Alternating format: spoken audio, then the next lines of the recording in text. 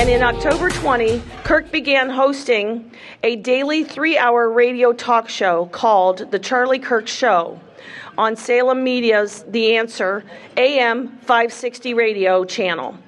Kirk has authored 5 books: Time for a Turning Point, Campus Battlefield, The Fight for America's Future, The MAGA Doctrine, and The College Scam. So I'd like you to help me welcome Charlie Kirk.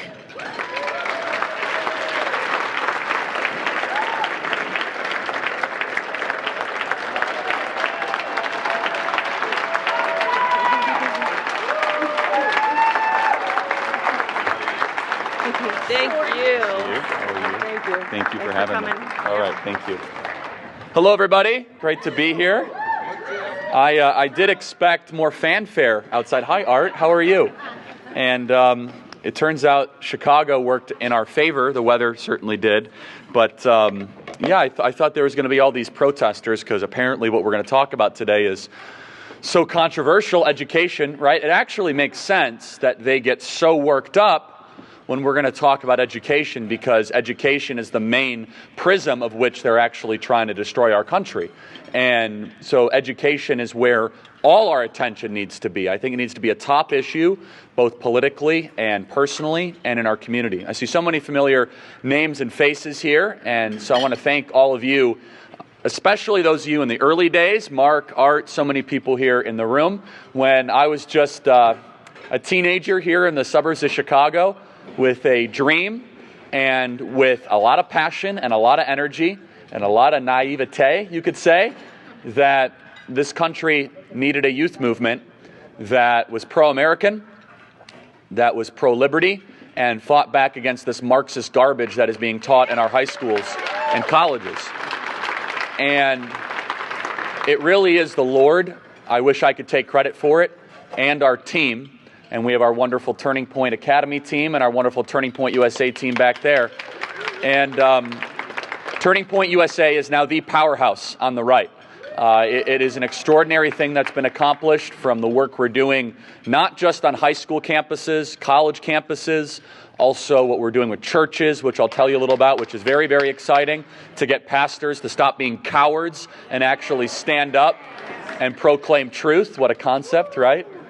And Turning Point USA, every day we are doing the work that is necessary to save America. Sometimes that work is not always the most glamorous, but it is necessary to go places that we are not welcome. Next week, I'm going to University of California, Santa Barbara. On March 9th? I get this all messed up. 9th with Candace.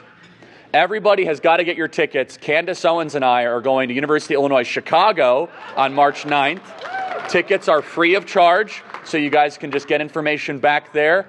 There will be plenty of opposition there because UIC is a lot easier to get to than Crystal Lake, and so they will be there. So we'd love to have all the support we can get from you. We'd love to pack it out there. I know UIC fighting the Eisenhower at 5 p.m. Trust me, I know it's not easy, but if you're able to make that journey, it would mean a lot to us because that is not friendly territory at University of Illinois, Chicago.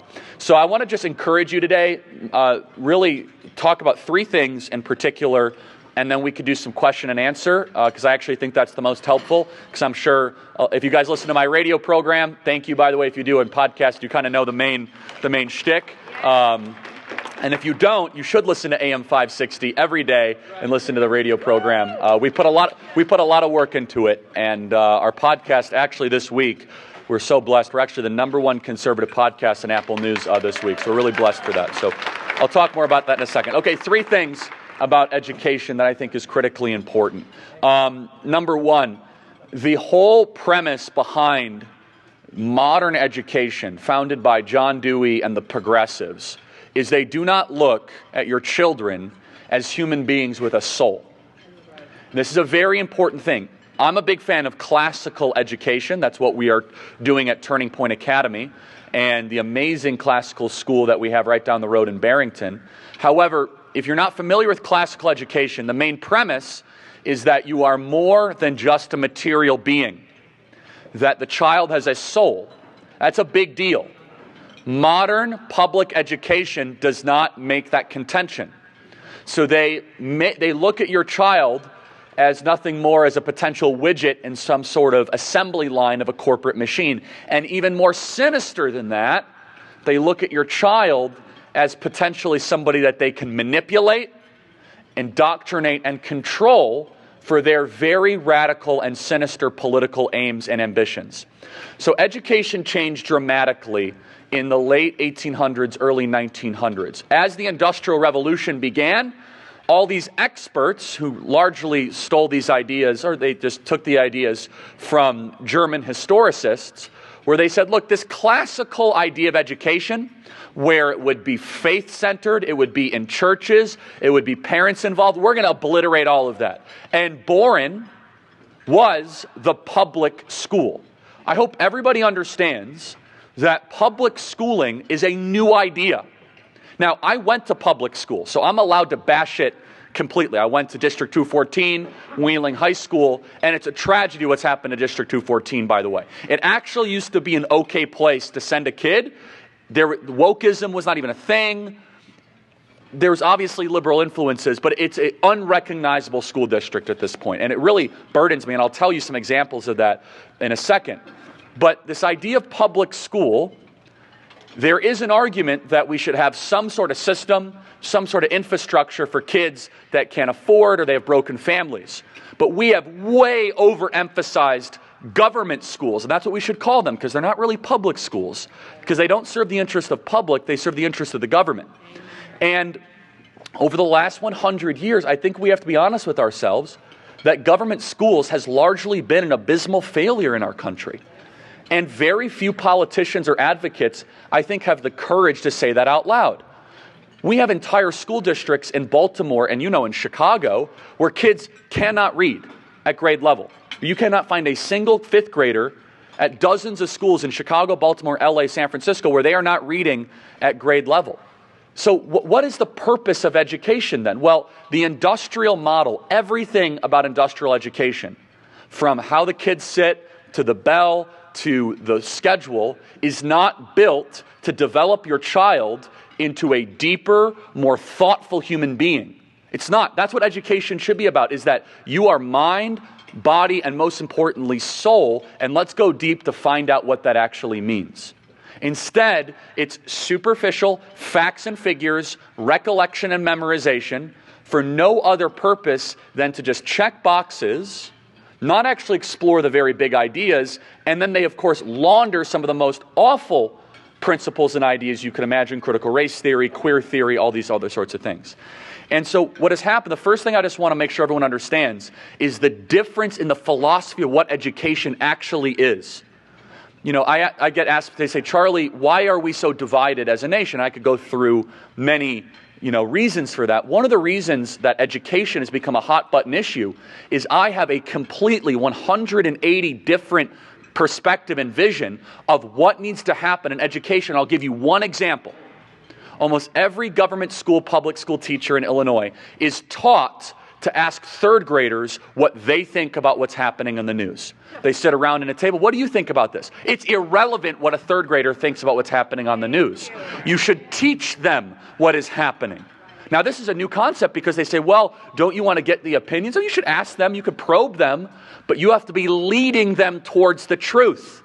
If you allow children to lead the teacher, you're going to be in moral and societal chaos. You, of course, involve them. You have rhetoric, you have dialogue. The point is this, though. The word education in Latin literally means to lead forth towards the truth. Therefore, somebody, an adult, has to have the courage to say what the truth actually is.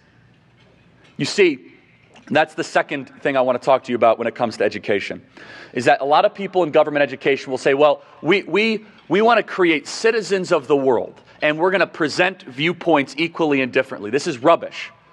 They don't actually do this. You're trying to tell me that a kid that goes to a government school really is being exposed or is understanding of what a biblical worldview would be? Of course not. No, instead what they say is, there is no absolute truth. There is no purpose to your life. No mystery as to why we have the most suicidal, depressed, anxious, and medicated generation in history. Because we're telling 8th graders, yeah, we don't really know why you're here.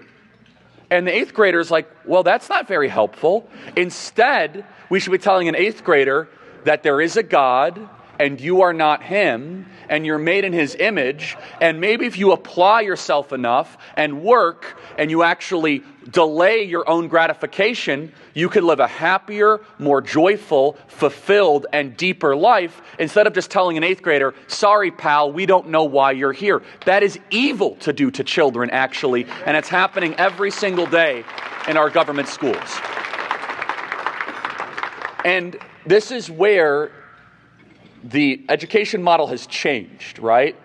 Where the secular left understands now that there's this big opening where they say, well, actually, we can teach an 8th grader why they're here.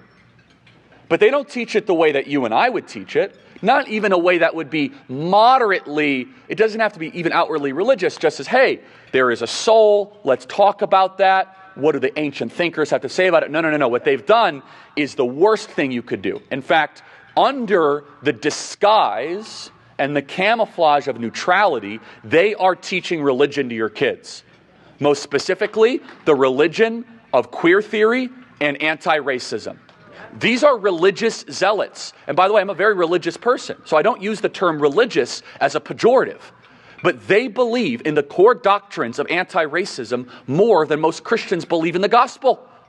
And they look at your children in government schools as potential converts to the worldview of anti-racism. And in fact, it's even worse than that. They have appropriated and they have completely taken the promise of Christianity, of salvation, of being able to go through a process to come in touch with your Creator, and they've just laundered it and relabeled it as anti-racism. I'll prove it to you. They tell 8th graders that you have original sin. Your original sin, though, is that if you're white, you're racist. They have taken the Christian idea of original sin, first really articulated by St. Augustine, and they totally invert it and say the new original sin is based on something you can't control. And if you're of a certain skin color, you have extra privileges. If you're black, you get equity, right? That's basically what it is. And if you're white, you have to limitlessly atone, and you have to become an ally, and you have to do the work, and you got to read the books. And so these 8th graders are getting a religious education in government schools now. It's a religion that is not even heretical. I think it's diabolical, to be perfectly honest. But it is so insidious because it creates people with more moral confusion. However, there's another wrinkle to it. One of the reasons why I think it's so important that we understand the first 11 books of Genesis is it sets up the entire framework for our existence in the natural world. Okay?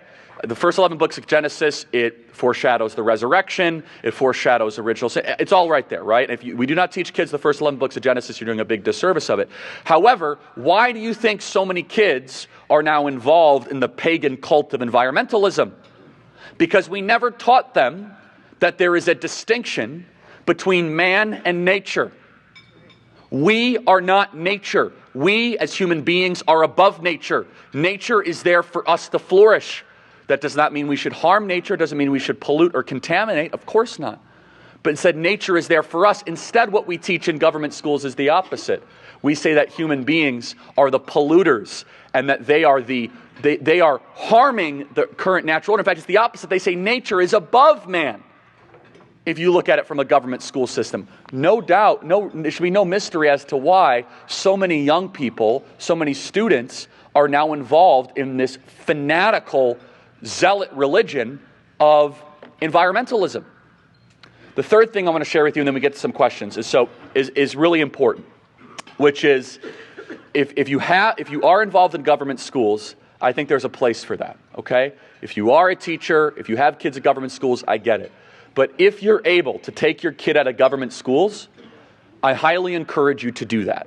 And I don't say that lightly, because I got in a little bit of a debate with one of our supporters at Turning Point, and she's a wonderful woman, and she said, Charlie, to send my kids to a local classical school would be $6,000 a year. I can't afford it. It's just beyond our family's budget. And I totally understand that. You're living through intentional economic destruction right now, okay? And I challenged her, and I said, look, I do not know your family finances. I don't know, so I'm not telling you. I'm asking a question. Have you gone through every possible exhaustive means to potentially make that happen? Have you thought about selling assets, even borrowing money? She said, well, that's really aggressive. I said, but you would borrow money to send your kid to college, but you wouldn't borrow money to make sure they have a foundation before college? And she's like, well, I never thought of it that way. So we're okay getting our kids $100,000, $200,000 into debt to go to something they don't need to go. College is a scam, right? It's way overrated.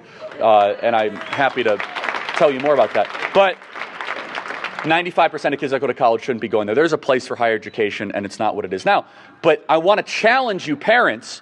If you in your calculus thought one day, I would just have you borrow money to go to college, but you're not willing to sacrifice to get them a world-class education, when, guess what? It actually matters a lot more than college. What happens, K through 6 especially, is that is the launching pad. So, in fact, we should be looking at it the opposite. Parents should be saying, I'm willing to go into debt so my fourth grader can get a strong biblical-based classical education, and then when they get to college, maybe they go, they're on their own. Sorry, I invested in you. Now you're on your own. I actually think that's a much better way to look at it. So, I'm sure someone right now is rolling their eyes and they're very mad at me because they say, Charlie, you don't know how tough it is. I'm only earning a certain amount. Our family's already in debt. We're up to our eyes in credit cards. I get it. I really do. We're living through an awful economic moment that has been designed by our leaders to destroy your economic freedom. But I'm also saying do not allow that to be the only reason. Because I can say this, when your kid ends up being 16, 17, 18, 19, or grandkid, and they might come back regurgitating queer theory and CRT, you'll be like, wow, I wish in 2023 I would have stretched that extra $5,000 or $10,000 a year, whatever it took. Maybe less vacations, right? Less indulgent pleasures, not going out to eat. What I'm also equally as motivated by the way, is parents that come up to me and they send me these emails, these long letters. Charlie, education is the most important thing. I felt that I hit my limit as a homeschooling parent, but I want to make sure my kids got a good education. There's a good Christian classical school nearby. So we decided no family vacations for 5 years. We go out to eat once a year, right? We coupon all the time, and we're on a fixed income, but my kids are getting a world-class education, and I'm proud of it. So that right there gives me unbelievable hope that somebody is saying, I'm not going to indulge in the pleasantries of now so that my kids can end up flourishing and have a strong foundation. So let me kind of put a cap on this, and then we'll do some questions for as long as you guys want. This is the battle for our nation. Education right now, there's a beautiful parents movement happening. Moms for Liberty is doing such a great job. The parents movement is ascendant. And the bad guys, the people that wanted to protest us, but apparently it was too cold. By the way, that's just a great representation. These are very weak, fragile people, by the way. They are. Very weak and fragile. And we're going to beat them if we stay dedicated with courage and with resolve and with joy and all that we do. You got to be good sports about it. And look, the nation is in a terrible spot. And I know you guys all know this, and you don't need to hear me talk about it. But the cool thing about an education movement that is happening is that it's basically you saying publicly that we might not win immediately, but we're going to sow the seeds for something that I might not even see myself. And that's really a big deal. And I'm a Protestant Christian. Anyone Catholic here? I want to compliment the Catholics. Because the Catholics actually have done a much better job of building institutions of education to have long-term impact than Protestants ever have. Look at all the Catholics on the Supreme Court. Where are the Protestants on the Supreme Court? Look at all the Catholics in the Senate, way outnumbering the amount of Protestants. Now that you might say, well, that's Charlie, it's an over-exaggeration or generalization. Go look at the long-term Catholic education. By the way, I'm a huge admirer of a lot of what Catholic education is. It's amazing. Not every school, because they've gone way too woke in too many senses. But in the original Catholic promise of education, it's like, hey, we're going to build these schools, and we're going to do our best to create a good education, and maybe 40 years from now we can have a bunch of people that share our faith in positions of leadership. And that's actually been a proven investment. And so, but in the immediate and in the short term, what excites me is how nervous the bad guys are getting that we're starting to expose what's happening in their schools. And so, I receive a fair amount of criticism. I literally don't care about the left. I enjoy it. What does bother me is when Christians and conservatives criticize me, because they say, Charlie, you're too harsh on the government school system. They're just trying their best. And I get these emails, and it will just take your breath away. And first of all, there's two answers to that. One that is more Old Testament, and one that is, I say that somewhat jokingly. I don't care about your intentions, honest. I just don't. I mean, that's part of that's a theological question more than anything else. You're doing bad, okay? If you allow pornography in your classroom, I don't care if you mean well. You've done something evil. And so I don't want to hear how good of a person you are, about how nice you are. You've allowed something that is demonic and diabolical to interfere with the innocence of a child. And so spare me the lecture about how you were teacher of the year, okay? Number two on that is this, I will never apologize, and nor should you, because it tells us this in the scriptures, to expose evil. In fact, no, it's even more clear than that. Psalm 97:10 says, if you love God, you must hate evil. How many pastors are saying that on their Sunday sermon? Raise your hand if you love God. I love God. Then we should all be hating evil. And there's a lot of evil to hate right now. And everyone has a different role. I totally acknowledge that, right? Some people have a role in ministry for the homeless, for marital reconciliation, some for music. My role in this whole thing is I'm going to go expose and fight evil. That's my role.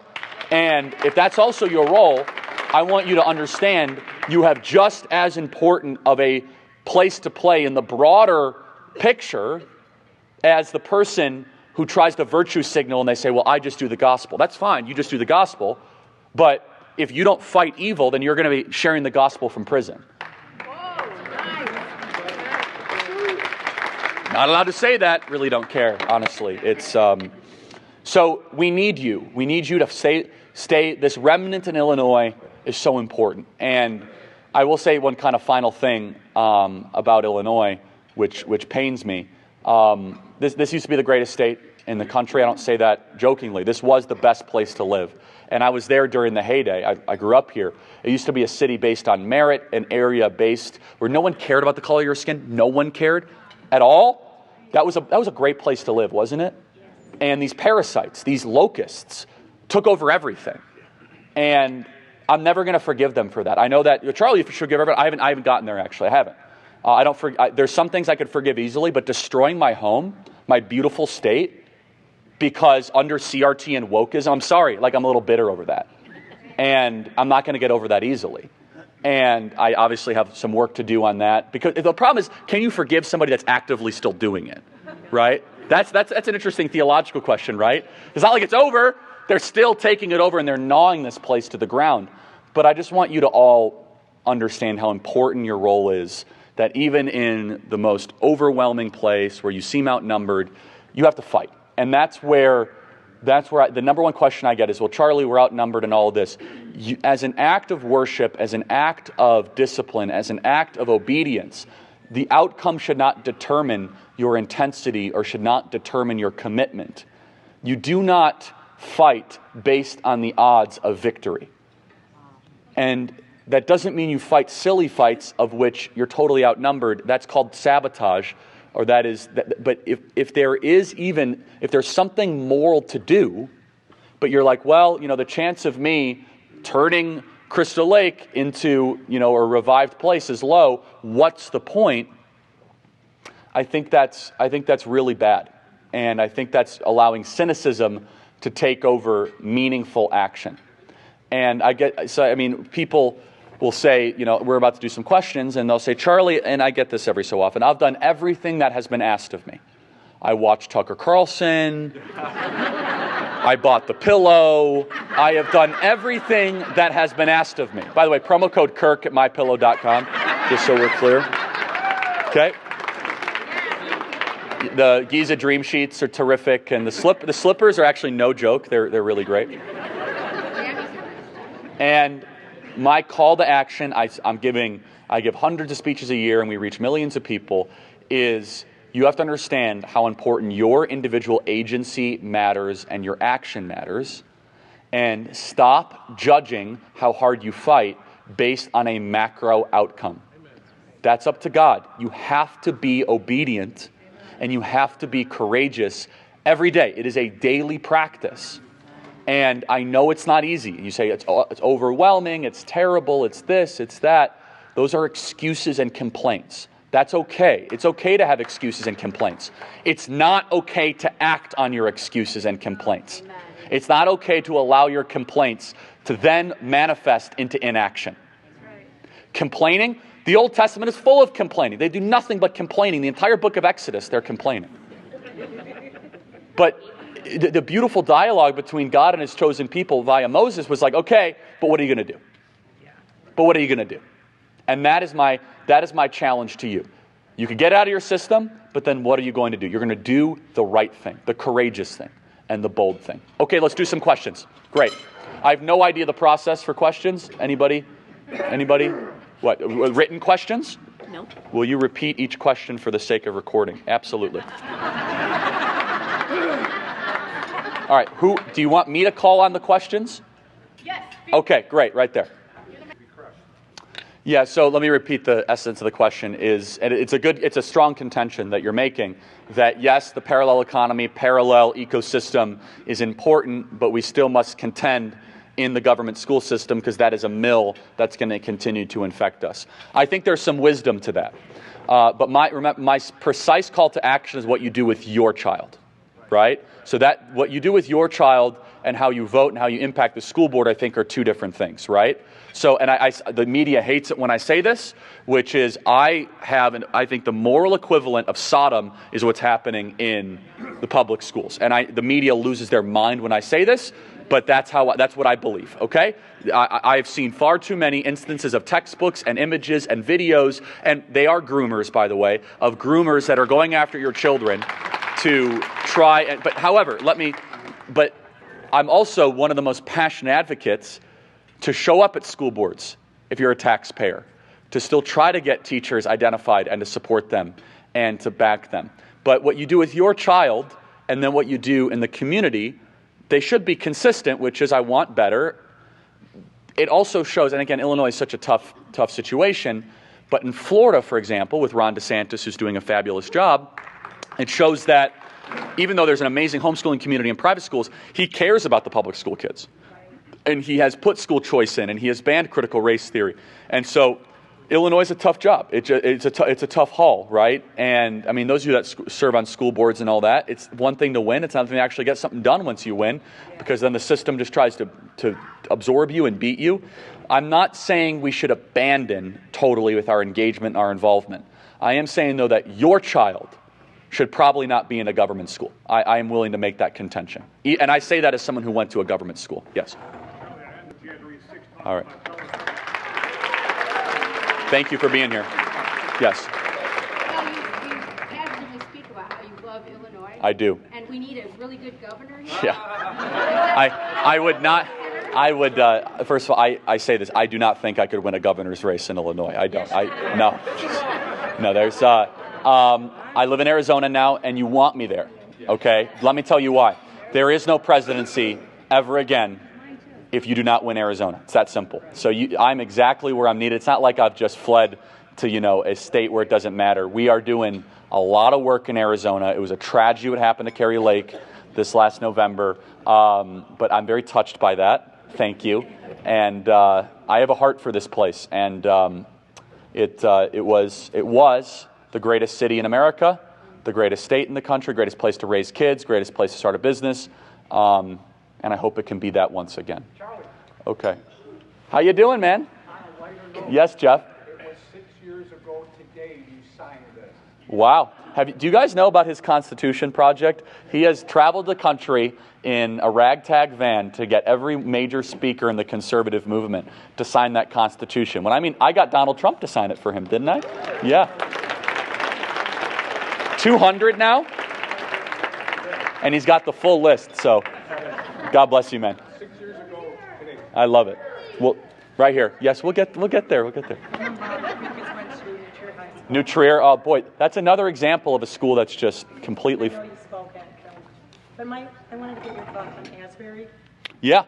So Asbury, I'm hopeful that it's a legitimate revival that's going to sweep to more college campuses. I think they've suspended actually the Asbury campus, which I didn't love, to be honest. I said they're like, oh, it's an infrastructure problem. That's a bad excuse, but maybe they know something I don't know. Maybe it was a security thing or something. But it's now on multiple campuses. I hope it can stay alive. Because, boy, do we need a revival, and we need it really, really, really, really badly. Okay, in the back, the most eager of all. Hi, these are my fans. They're asking for me. Okay, who's got the question? Because we're at limited time. Oh, she does. Okay, there's 3 people. What's up? First of all, I just want to say I'm so thankful to God that He has raised up a Christian man like you who's courageous. Well, thank you. Thank you. Okay. No, I only asked if it was around here, but I'm not familiar with that church. Yeah, so I get this question a lot. We have a pastors network at TPUSA Faith. We have a pastors conference. We host the largest pastors conference to try to proclaim the ideas of liberty and American exceptionalism. It's going to be in Nashville in a couple weeks. It's amazing. If any of you are interested, we'd love to have you there. So look, it's a very simple question that I think you would ask the pastor is, why are you not speaking out on public events or current events? And I've heard every excuse under the book, right? So some of them will say, well, I'm just here to preach the gospel, right? Well, the gospel speaks to politics clearly. Amen. And they're like, well, I don't want to turn people off. You shouldn't be a pastor. Go read Luke. I did not come here to create peace, but division. So if you don't believe that as a pastor, you can go be something else, right? But there's this false impression that the pastor should be nothing but squishy. Now, there's a place to be squishy, all right? There's certain, altar calls and sharing the gospel, but your number one job as a pastor is to speak the truth. That's your number one job as a pastor. And we've lost that, right? In celebrity culture and this whole thing, there are some great pastors out there, so don't get me wrong. But look, I would challenge them and I would say, okay, why don't you preach the gospel? Well, why don't you preach politics? Well, the Bible's not clear about it. Well, that's not true either, right? So explain to me in Jeremiah 29:7, where it says, demand the welfare of the nation that you are in because your welfare is tied to your nation's welfare. Like, well, it could be confusing. What is confusing about the following 3 things, okay? God created man and woman. Are you talking against the transgender virus that is infecting our schools and that thousands of kids are being medically mutilated? Are you doing that as a pastor, or is that too controversial for you? God's design is being massacred. We're letting it happen. And what are you as a pastor doing about it? Number 2, did you celebrate openly with praise, worship, and fasting the reversal of Roe versus Wade?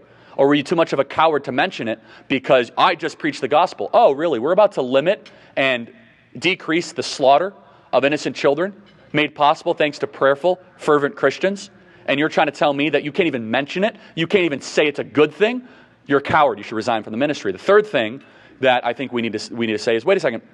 Where were you when strip clubs, cannabis dispensaries, liquor stores remained open, pastors were arrested, and the church was deemed non-essential? Oh, I don't do politics. Well, politics did you for a couple years. And you took government money, you took PPP money, you shut down your church, you turned your entire service into nothing more than a live stream because I wanted to protect people from the virus. You weren't doing that. You were a coward because you're not filled with the Spirit of God. If you closed your church more than a couple months, you're a coward. You should resign from the ministry. And again, people don't like it when I say this stuff, but we are low on time, okay? The country's falling apart, right? The gospel needs to be spread. It's becoming harder to spread the gospel than ever before. They're criminalizing pastors. They're criminalizing churches. Let me be very clear. The word of Jesus Christ always is above everything else. But political matters involve your love of Jesus and an understanding of God. Very simple. Politics is people meeting, deciding who gets power. Guess what? We as Christians know who gets ultimate power. God. So if you believe that, then everything you do has a political wrinkle to it. Everything. In fact, Aristotle said that politics is the highest form of community. So every time, let's get rid of the word politics. Ask your pastor, why don't you speak about on community matters? Oh, I don't do that. What do you mean you don't community matters? You don't speak out about community?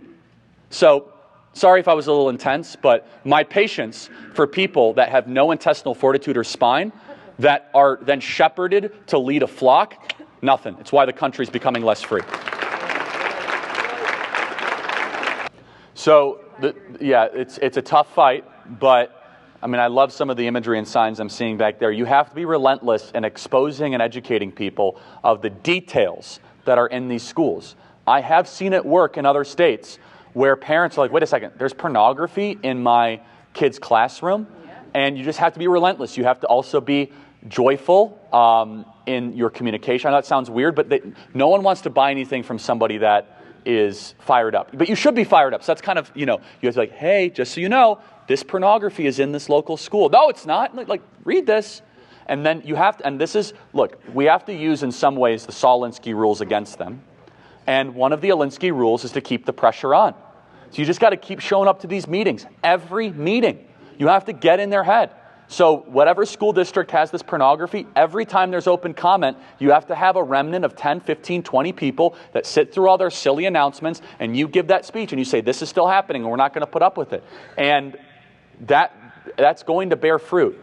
I do not have wisdom to share on how to change the structure of the Illinois School Board of Education. I don't. I don't even know how they're... Yeah, sure. I don't even know how they're selected. Does the governor select them, or...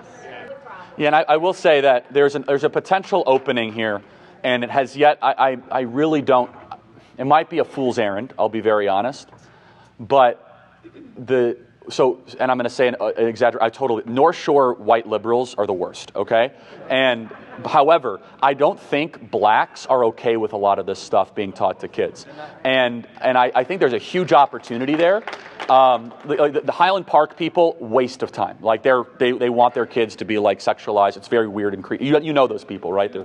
They're deranged. And I dealt with them for a decade, and it's not good.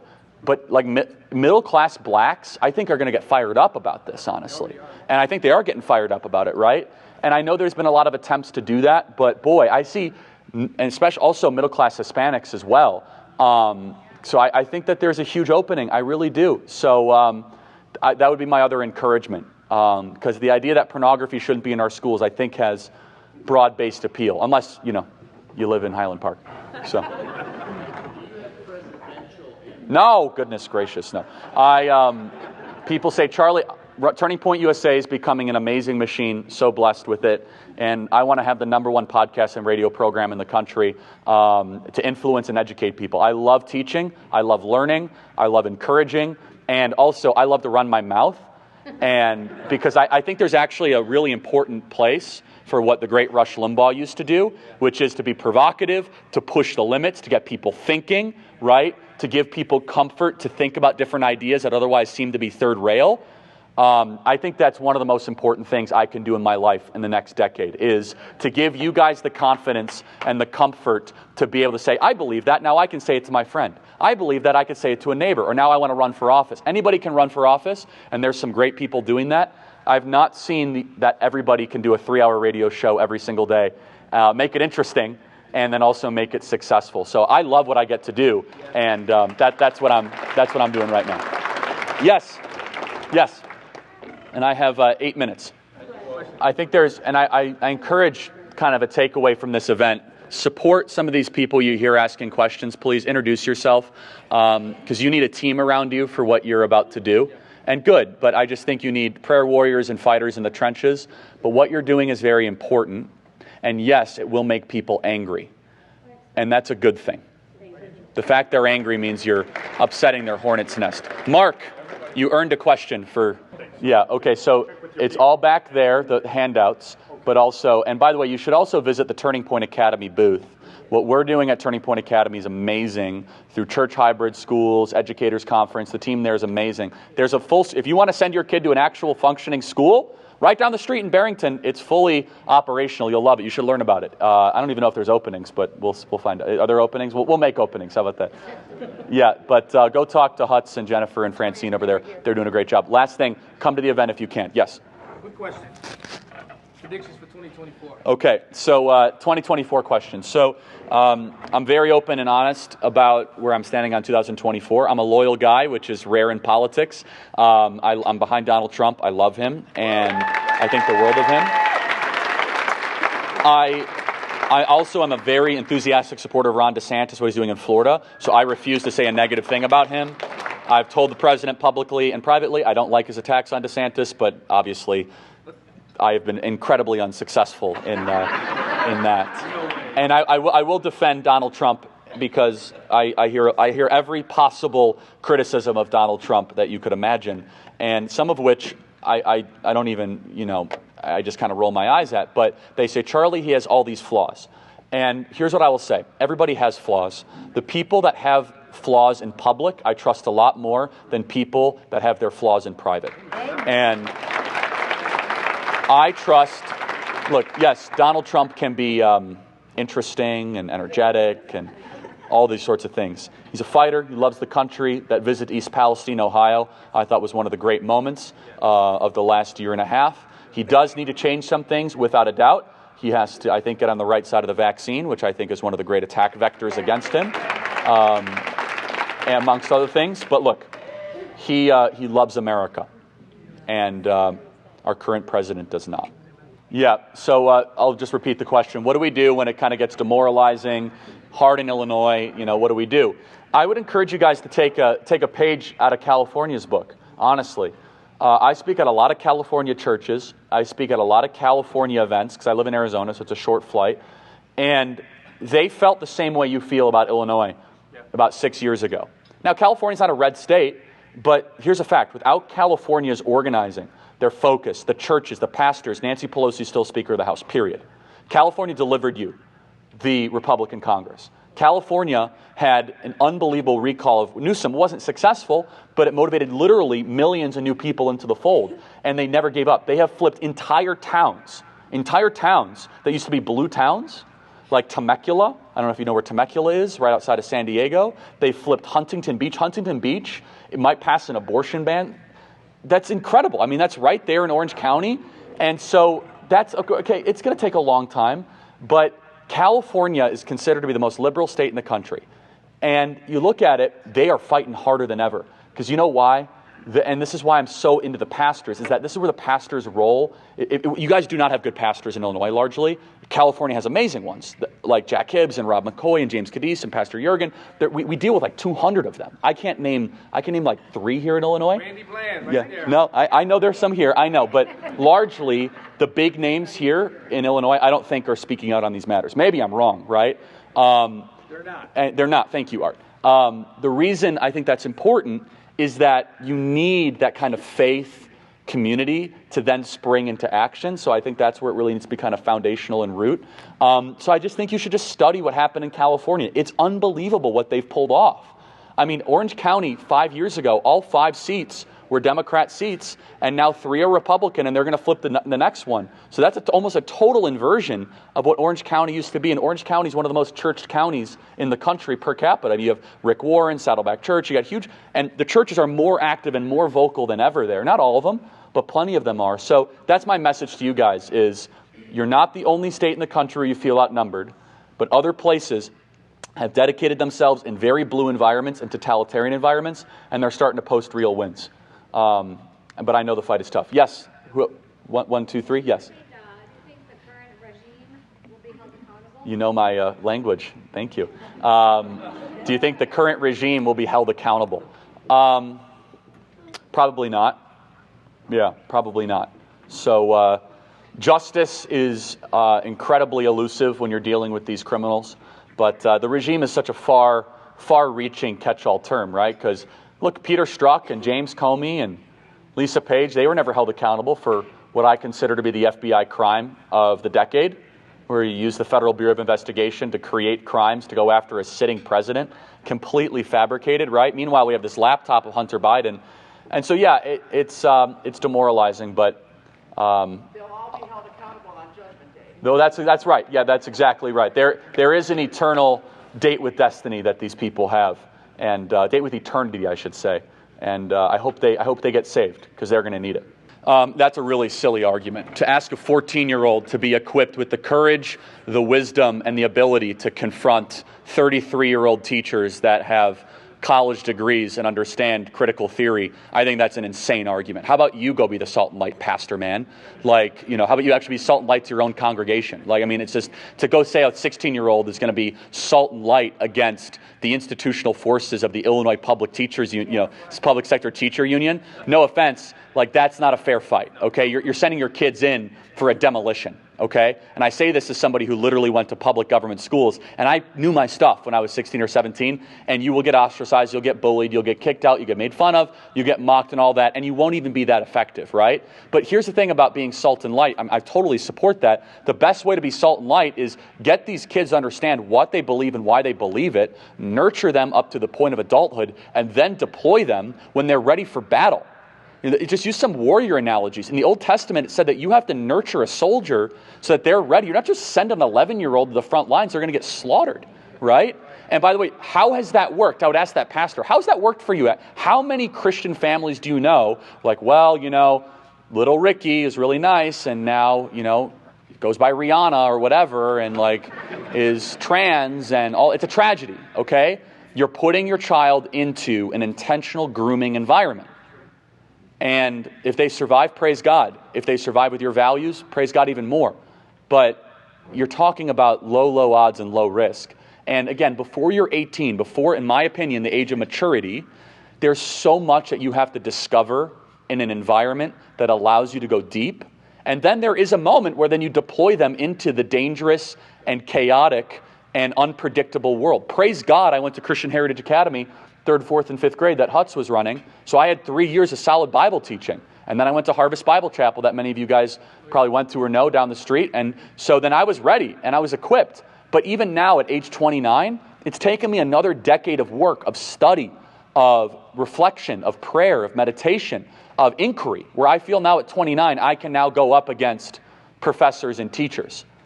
I don't expect a 15-year-old to be able to do that. Yeah, I mean, the college thing is tough. I mean, look, the vaccine topic I've been incredibly vocal on, and I lost some people. They've come back, they're like, oh, wow, you weren't totally a nutcase on this. Yeah, I mean, it's pathological, isn't it? I mean, the data is so overwhelming what's happening. And by the way, it's a fact, this is a different type of vaccine than the vaccines that you grew up with. It's an mRNA gene-altering therapy that's not even good at doing what they say it's going to do. And so, look, I mean, I don't want to get too deep into that topic. I have some very strong opinions on it. It's all public in my podcast. Here's the thing, is that what happens to our kids is what we allow to happen to our kids, right?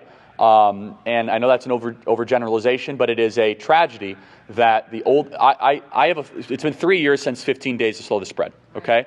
And I believe that our reaction, not COVID itself, our reaction to the Chinese coronavirus exposed one of the great intergenerational abuses in American history, where old people decided, I don't care if young people are harmed, suicidal, kill themselves, I myself matter more than my children. And that is secularism.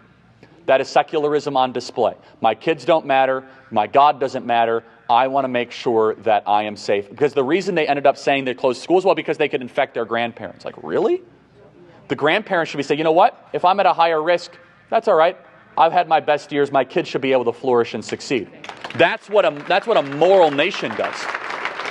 Instead, we are not a nation that fears God. We fear death. And that is why all of a sudden now, and from the economic implications, the money we shouldn't have spent, the vaccine mandates, the kids that are still suicide, depressed, and anxious, we have more kids on antidepressants than any other time in American history. It's a tragedy, right? I encourage you, I'm not telling you what to do medically, but please be careful putting your kids on antidepressants. It can do more harm than good. Please be careful. Again, if it works for you, great. If your doctor wants to do it, fine, whatever. I'm not here to tell you otherwise. Just be prayerful about it. I've seen it destroy kids' lives. Okay, last question in the back. Did you have a question there or somebody? Anybody? Yes, you'll be the last question. Yes. That's a really good point, and I will let you close out. Okay, but everything you do needs to be reflective of your values. Okay, everything you do. And how about this? How about 10% of what you do? Where your cell phone, use Patriot Mobile, okay? For, your pillows, obviously use My Pillow, right? Or whatever, right? For your pain relief, use Relief Factor or whatever, right? I mean, these are places that they'll spend advertisements on conservative networks. That's important, right? There are alternatives. And so do your best to, and again, it's not always possible. Sometimes you're running through O'Hare and all there is a Starbucks coffee. Like, okay, that's obviously not a big deal. But if you're like, hey, over the next 5 years, I'm going to try to avoid Starbucks. Like, awesome, that's great. That does make a difference. But who cares if it doesn't? Again, it's the right thing to do. Stop judging your action based on the macro outcome. Start judging it on obedience to doing the right thing. Then things will start changing. The final question. You've been so eager. Yeah, look, it's so you're definitely in a community that it really, really makes me mad. Because I know I grew up 15 minutes, super upper middle class, incredibly into themselves, highly narcissistic. And I mean, it drives me, that whole corridor, right? From like 214 to Stevenson to Libertyville to Warren High School is some of the worst high schools in America now on this pornography, this queer theory, the critical race theory. And so you have to be relentless, right? But there's something it's a mind virus that has, and I'm going to say something that is true, so just hear me out, so don't get too offended, but has particularly, in a very weird way, infected upper middle class suburban women. And I don't quite know why that is. And it may be because of like this huge podcast campaign. I say this and I get like the angriest emails. But it's true. It just, for whatever reason, like lonely suburban women are like entertaining the most evil ideas I've ever seen. Like 1619 Project. Maybe it's because their husbands aren't like around it. I don't know what it is. No, I'm not joking. It's a social media or something, right? But I mean, time and time again, when I buttress up against this, right, it is that sort of where they're like, oh, that's not actually happening. You're exaggerating it. You don't need my involvement. And man, I mean, you read what's happening in these schools. You see what these teachers are talking about. It's flummoxing. It really is. And so, however, at the same time, like the motivation to fix it is also suburban moms that are like pushing back against it. But I'm sure all of you have multiple stories where you're like arguing with a completely irrational person, right? Of someone who has like 3 kids and you're like, don't you care about this stuff? Don't you care? And it's like the most opposite answer you could imagine. It's complete irrationality. I don't know where that comes from. And I think actually I do know where it comes from because you said it. So I'll just say it. It does come from white guilt. And it's honestly, white guilt is because we have bad theology and bad Christianity, people end up feeling guilty for things they actually shouldn't feel guilty for, right? This is an outgrowth of pagan polytheism and secularism. So people are like, well, I feel really guilty because of the color of my skin. Like, did you do something wrong? Did you own a slave? Did you import them? Like, no. Okay, then why are you feeling so guilty? Because I've been told to. Okay, well, right. And it gets people to do really wacky stuff. That was a tangent. Look, you have to keep fighting. You got to keep organizing. Find people of like mind. If you can find a church community, it's a good place to start. I don't know if you're a Christian or not, but my experience nationwide is they can end up making a pretty sizable and meaningful difference. All right, I'm over time. I have to fly to Nebraska for a speech, but let me just close really quick. 2 things. One way you guys can help me free of charge. I know it's silly, but it's important to me, and it could be to you. I do 3 podcasts a day. Every single one of your phones. You guys can subscribe to my podcast. I'll tell you how. It's completely free. Okay, it does bless me, and it's a way to keep us from being canceled and censored. So if you guys take out your phones and you open your podcast app, every iPhone has it. And if you have an Android, it's Google Play, and you just type in Charlie Kirk Show, and you make sure that plus sign is hit. It's of no charge whatsoever, and it does bless me and bless our team. And I would love to earn, one of my favorite words in the English language, earn the opportunity to become a daily news source via podcast for you guys, always from a pro-liberty, pro-American, biblical worldview. We do not hold anything back, but it's factual, it's vetted, and hopefully encouraging for all of you. Second thing, get involved with Turning Point Academy. They're doing amazing work. If you want a place to send your kids immediately, you can have a rescue mission straight to Turning Point Academy. Get them out. They'll land safely. You'll be blown away by that. Third, see you at UIC, hopefully with Candace Owens, right? No pressure if you guys can't make it, I understand. But if you bring your family, tickets are free. Let's get some friendlies there because they're going to be sending in the Legion, okay? So we'd love to have that. And then finally, I want to kind of close what we were talking about previously. You are outnumbered. However, you have to fight. You have to dedicate yourself to meaningful action, okay? If every person in this room said, Charlie, I'm just going to keep my head down. I'm not going to look at the outcome. I'm going to be obedient for a decade.